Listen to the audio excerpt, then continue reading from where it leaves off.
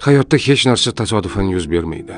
Har qanday sinov, har qanday yo'qotish, har qanday kechikish barchasi siz uchun eng yaxshisi ekanligi uchun shunday sodir bo'lmoqda. Ba'zan biz katta orzularimizga yetishamiz, lekin u bizga kutilgan baxtni olib kelmaydi.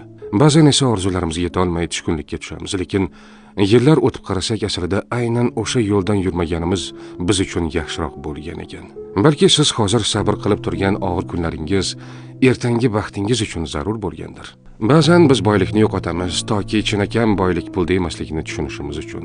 Ba'zan sog'lig'imizda sinalamiz toki har bir nafasimiz ne'mat ekanini his qilishimiz uchun. Ba'zan bizdan yaqin insonlar ketadi toki kimning haqiqatan ham bizga do'st ekanini tushunishimiz uchun. Ba'zan yo'limiz berkitiladi toki biz aslida yomon yo'ldan ketayotganimizni tushunib, to'g'ri yo'lga burilishimiz uchun. Siz hozir tushunmasligingiz mumkin, lekin bilingki, har bir kechikish yaxshiroq narsa kelishi uchun, har bir yo'qotish sizni yaxshiroq ne'mat kutayotgani uchun, har bir sinov sizni yanada kuchliroq bo'lishingiz uchun beriladi. Shunday ekan, tushkunlikka tushmang. Hozir sizga noqulay tuyulgan narsa aslida siz uchun eng yaxshisi bo'lishi mumkin. Chunki Alloh bandalarga zulm qilmaydi. U doimo bizga eng yaxshisini ravo ko'radi.